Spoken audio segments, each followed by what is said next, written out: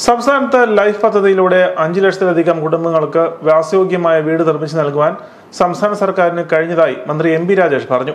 17,000 കോടി രൂപയാണ് സർക്കാർ ലൈഫ് പദ്ധതിക്കായി ചെലവഴിച്ചത്.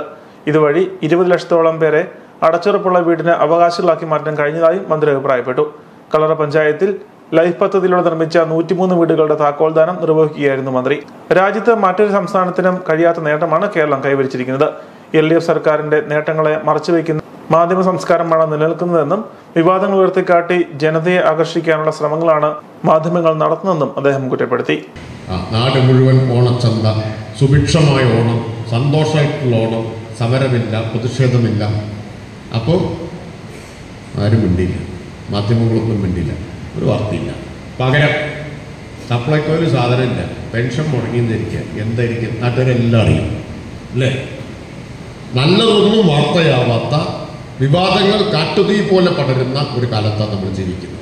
നമുക്ക് തുരുത്തിയിലെ ഫ്ലാറ്റ്, 13 നിലകളുള്ള ഫ്ലാറ്റ് ചേരിയിൽ കഴിയുന്നവർക്ക് കൊടുക്കാൻ ഇന്ത്യയിൽ കേരളത്തിലല്ലാതെ മറ്റേതെങ്കിലും സംസ്ഥാനത്ത് അത് ചിന്തിക്കാൻ കഴിയുമോ? ചില സംസ്ഥാനങ്ങളിൽ നിന്ന് വന്ന ഫോട്ടോ നിങ്ങൾ ഓർമ്മിക്കുന്നുണ്ടോ? അമേരിക്കൻ പ്രസിഡന്റ് ട്രംപ് വന്നു അല്ലേ? ഇന്ത്യയിലൊരു വലിയ നഗരം ഏതാണെന്ന് ഞാൻ പറയുന്നില്ല, നിങ്ങൾ അന്വേഷിച്ച് കണ്ടുപിടിച്ചാൽ മതി. ആ നഗരത്തിൽ ട്രംപിന് സ്വീകരണം നോക്കുമ്പോൾ റോഡിന്റെ 2 സൈഡും ഉയരത്തിൽ കെട്ടിമറച്ചു. എന്താ കാരണം എന്നറിയോ? 2 സൈഡിലും ചേരിയാണ്. അപ്പം മനുഷ്യരുടെ ഈ ദുരിതം ട്രംപ് കണ്ടാൽ നാണക്കേടായി പോകുമല്ലോ എന്നതുകൊണ്ട് കെട്ടിമറച്ചു.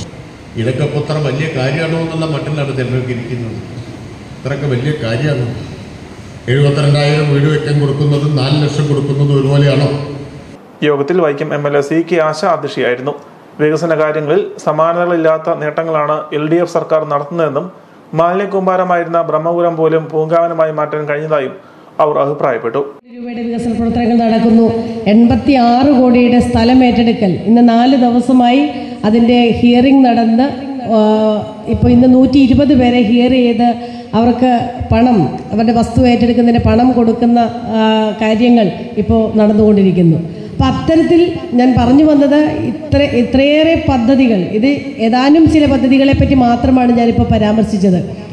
കല്ലറ പഞ്ചായത്ത് കമ്മ്യൂണിറ്റി ഹാളിൽ നടന്ന യോഗത്തിൽ ജില്ലാ പഞ്ചായത്ത് വൈസ് പ്രസിഡന്റ് ജോസ് പുത്തങ്കാല, ജില്ലാ പഞ്ചായത്ത് അംഗം Haimi Bobby, panchayat president Johny Thottungal, vice president Ambili Manoj, panchayat അംഗം ജോയി കോട്ടയിൽ തുടങ്ങിയവർ പ്രസംഗിച്ചു.